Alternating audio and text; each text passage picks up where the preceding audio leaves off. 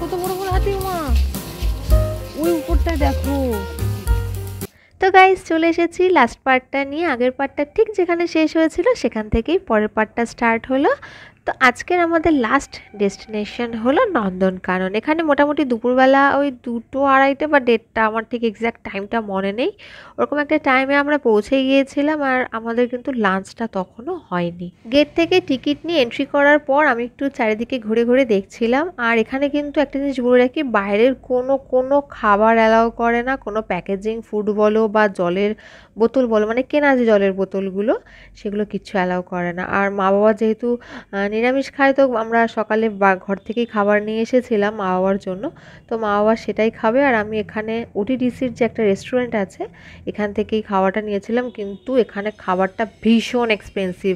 একটা ভেজ থালি যেটাই নিয়েছিল মোটামুটি 150 টাকা মতো, যেটা আমি বাইরে থেকে খেলে থেকে এই টাকাতে মনে হয় অনেক ভালো কিছু খাওয়া দাওয়া করে নিতে পারতাম। তো যাই হোক, কি আর করা যাবে। তবে নেক্সট টাইম যদি কখনো আসি এখান থেকে তো আমি দুপুরে লাঞ্চ করবোই না, বাইরে থেকে করেই ঢুকবো। তো লাঞ্চের জন্য মোটামুটি 30 মিনিটস মতো আমাদেরকে টাইম দিয়েছিল। তো লাঞ্চ করার পর আমাদের যিনি গাইড ছিলেন উনি আমাদেরকে আবার পুরো জায়গাটা ঘুরিয়ে দেখাচ্ছিলেন এবং বিভিন্ন ডেসক্রিপশন দিয়েছিলেন কোনটা কি কি বৃত্তান্ত।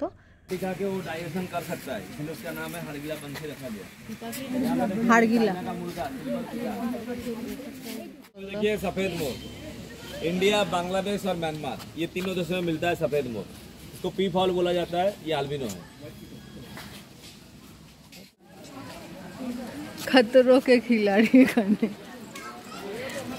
তো এদেরকে দেখে আমার খাতরোকে খিলাড়ির কথা মনে পড়ে গিয়েছিল, কারণ খাতরোকে খিলাড়ি তো প্রচুর দেখেছে আর আমার ভীষণ ভালোও লাগতো খাতরোকে খিলাড়ি দেখতে।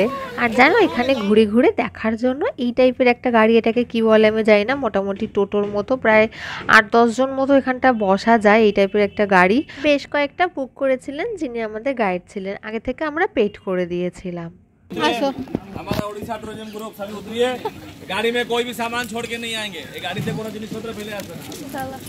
গাড়িতে করে আবার নামলাম, নেমে আবার যাচ্ছি, বেশ ভালোই ঘোরা হচ্ছে। বলো মা। यहाँ पे देखिए, ये कापुचिन मंकी, ये नॉन वेजिटेरियन बंदर, बॉइल्ड एग, बॉइल्ड चिकन सब खाता है। 45 साल तक जिंदा रहता है, 7 साल में अडल्ट होता है। কোথায় দেখতেই তো পাচ্ছি না। ও ওই যে ভিতরে ভিতরে রয়েছে। Central Africa, west Africa. হ্যাঁ, ওই তো বললাম না, দোল খাচ্ছিল। फोटो खींच लीजिए सबका। এই জায়গাটা পুরোটাই আমাদের কলকাতার চিড়িয়াখানার মতো, খালি একটা জায়গার ডিফারেন্স আছে, সেটা আমি পরে তোমাদেরকে বলবো। আর এই ভিতরটা চাইলে পুরোটাই হেঁটে হেঁটেও দেখা যায়, পুরো এই ধরনের গাড়ি বুক না করে, যেহেতু আমাদের কাছে সময় কম ছিল, একটা জায়গায় দেখে আর একটা জায়গায় যাওয়ার জন্য এই গাড়িটা আমাদের বুক করা হয়েছিল, যাতে হেঁটে আমাদের সময়টা নষ্ট না হয়। কুমির তো হাঁ করে রয়েছে, ওমান উঠলো কুমির তো স্ট্যাচুর উপর ওই জন্য কত।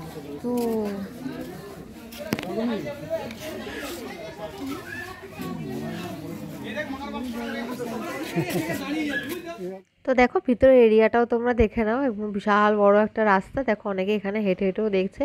তো মোটামুটি বেশ কিছুটা জিনিস দেখার পর এখন আমরা যাচ্ছি জঙ্গল সাফারিতে।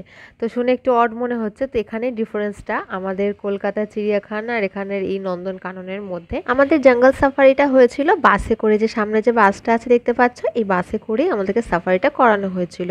আর বাসে দেখো যে জানলার যে কাঁচ ফাঁচের জায়গাগুলো পুরো রড দিয়ে ঘেরা আছে, কেন সেটা তোমরা একটু পরে আরও ভালো করে বুঝতে পারবে। তবে এই পুরো জায়গাটার ভিতরে আমার এই জার্নিটা সব থেকে বেশি ভালো লেগেছিল। মানে আমরা আমাদের কলকাতার চিড়িয়াখানাতে বেশিরভাগ কী হয়, মানে খাঁচার মধ্যেই বাঘ সিংহ সব কিছু বেশিরভাগ খাঁচার ভিতরে দেখি, হরিণ টরিণ। এখানে হচ্ছে কি আমরা খাঁচার ভিতরে, ওরা হচ্ছে কি বাইরে ছাড়া থাকবে। তো সেই অবস্থায় দেখেছিলাম। তো বাসে উঠে পড়েছে, আর সারাদিনের এত রোদ, এত কিছু জার্নির মধ্যে দেখো চেহারা ছবির কি অবস্থা, পুরো চোখ মুখ পুরো বসে গেছে। এটা আমার পুরো একটা অন্যরকম অভিজ্ঞতা, তো আমার তো দারুণ লেগেছিল। তোমরাও যদি কখনো আসো এটা ট্রাই করো, তোমাদেরও আশা করি খুব ভালো লাগবে। চলো আমরা এখন জঙ্গল সাফারিতে বেরিয়েছি। বাবা তো এলো না, বাবা বলছে আমাদের ভালো লাগছে না, আমি এখানে বসবো। সেই জন্য বাবা আসেনি, আমি আর মা আর বাকি আমাদের পুরো উড়িষ্যা থেকে যে টিমটা এসছে আমাদের গাড়িতে, সেই টিমটা। বাবা কোথায় এসে দাঁড়ালো, বলছিল রাস্তা খারাপ। হ্যাঁ বলছিল না এখানে রাস্তাটা খারাপ, বাগানের মধ্যে দিয়ে রাস্তা। দেখে কিছু আছে ওদিকে ময়ূর, ওই যে ময়ূর, মা ওই যে দেখতে পাইনি ময়ূর। পাওনি, চারিদিকে চোখ রাখো। কই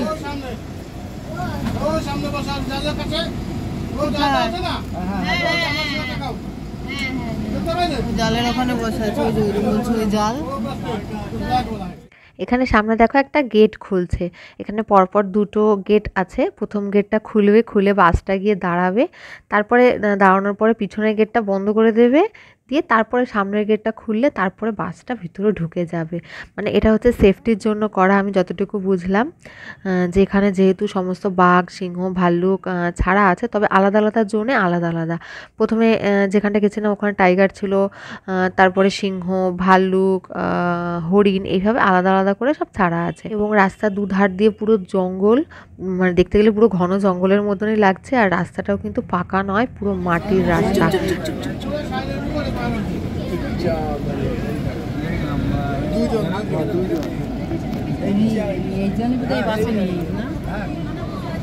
ভেতরে ঢুকে কিছুটা দূর আসতে না আসতেই দেখো দুটো সিংহ বসে আছে। একটা তো ঝোপের মধ্যে গিয়ে বসে পড়লো, কেন বসে পড়লো আমি জানি না। আর কতটা কাছে বসে আছে তোমরা জাস্ট এই ভিডিও ক্লিপটাতে দেখো, যেখানে মার আর বাইরে বসে থাকা সিংহর মধ্যখানে একটুও, মানে কি বলবো, খুব সামান্যতম গ্যাপটুকু রয়েছে। এতটা কাছ থেকে সিংহ আমি আগে কখনো দেখিনি। আমাদের কলকাতা চিড়িয়াখানায় আমি দেখেছি, কিন্তু মাঝে অনেকটা গ্যাপ থাকে, মানে ওরা সহজেই, মানে কোনোভাবেই আমাদের কাছাকাছি আসতে পারবে না। আর এখানটাতে দেখে আমার ভীষণ ভীষণ ভয় লাগছিল যে যদি কোনো কারণে অ্যাটাক করে তাহলে কি হবে।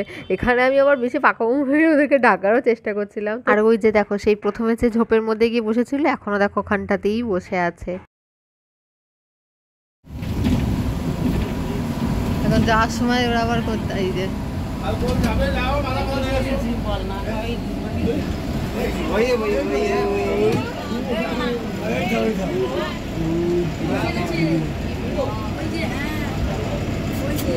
দেখো লায়ন সাফারি থেকে বেরিয়ে আমরা এবার ঢুকে যাচ্ছি বিয়ার সাফারিতে। আর দেখো বলেছিলাম যে প্রতিটা জোন এখানে এভাবে আলাদা করা। এখানটাতেও ঠিক সেম দুটো গেট আছে। বাসটা গিয়ে ফার্স্টে গেটটা খুলে যাওয়ার পর বাসটা গিয়ে দাঁড়াবে, গেটটা বন্ধ হবে, দেন নেক্সট আবার ফ্রন্টের গেটটা ওপেন করে ঢুকে যাবে। আর এখানে একটা দারুণ জিনিস আমি দেখেছি, তো চলো দেখতে থাকো, এখন না পরে বলবো।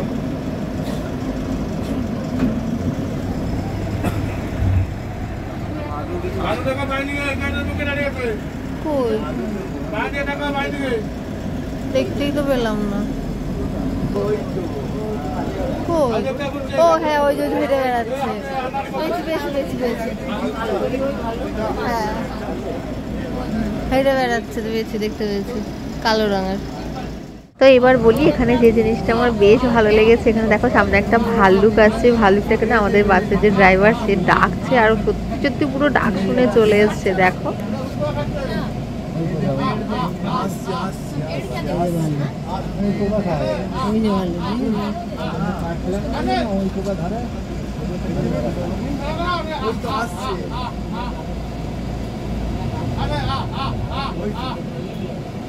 আর এই ভাল্লুকটা এতটা কিউট দেখতে, দেখো সামনে আসলে তোমরা দেখতে পাবে। দেবে না খেতে,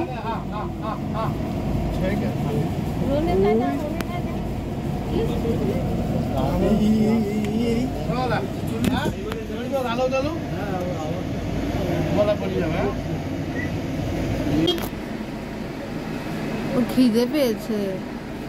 ওকে খাওয়ার দেখার লোক দেখে এনেছি না,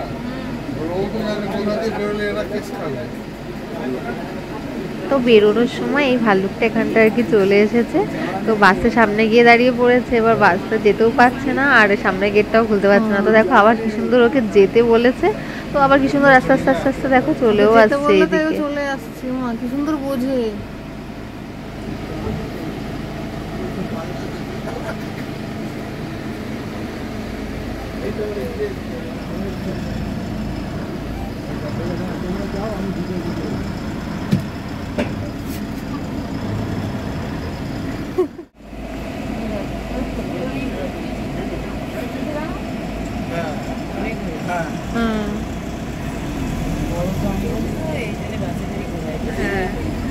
মা এখানটা কি সুন্দর।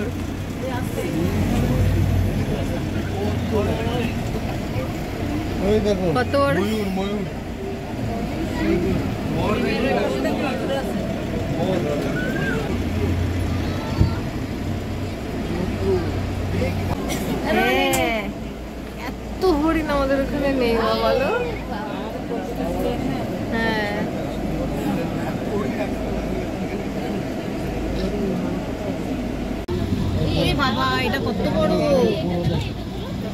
দেশে এদের খাচ্ছে কি হরিণ এদের ছোট এই দেখ এদের শিং উঠেছে সব হরিণের শিং এটা প্রজাতি আলাদা হ্যাঁ হ্যাঁ প্রজাতি আলাদা এদের শিং দেখলে বোঝা যাচ্ছে ওগুলো যেমন ডালপালা খুব বেশি এগুলো এত না ওর গায়ে সাদা ফুটফুট এদের গায়ে তো লাস্ট ডিয়ার সাফারি দেখে বেরোনোর পর আমরা আবার এই গাড়িটাতে উঠে পড়েছি। এটাতে করে আবার আমরা বাকি আর যেগুলো বাকি আছে সেগুলো দেখতে যাব। আর একটা রুট ম্যাপ উনি করে নিয়েছিলেন যেটাতে আমরা অল্প সময় পুরোটা কভার করতে পারি সেইভাবে। না আমার সাদা বাঘ ওই দেখো আসবো এখানে এই দেখো ফোনের মধ্যে দিয়ে সাদা বাঘ সামনে দেখো যাও সাদা বাঘ হ্যাঁ জলের মধ্যে আর আরেকটা ওইদিকে আছে ওই তো সাদা বাঘ দেখতে পেয়েছো ও পাশে ওই দেখো হ্যাঁ চলো চলো ওরে বাপরে হ্যাঁ ওই তো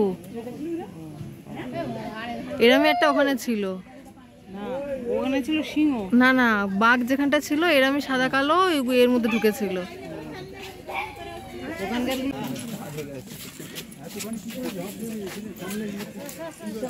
কাটা আছে হিমা ঘাস খাচ্ছে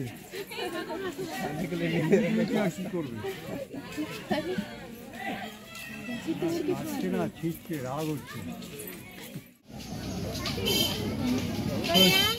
বাঘ আর কি দেখলাম জিরাফ দেখলাম চিতা দেখলাম আর কি দেখলাম এইসব দেখে এখন হাতি দেখতে যাচ্ছি ওগুলো তো জঙ্গল সাফারিতে দেখেছি তো এটাই আমাদের লাস্ট ডেস্টিনেশন শুধু হাতিটা দেখে শুধুই বাবা কত বড় বড় হাতি মা ওই উপরটায় দেখো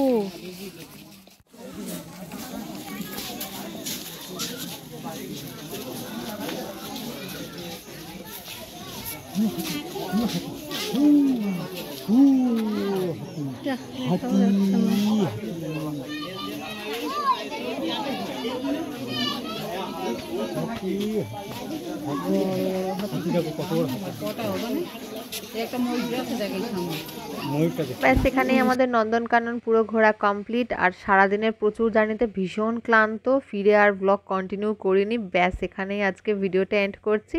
আর পুরীতে আর লাস্ট আর একটা দিন বাকি আছে। তো চলো বাই বাই।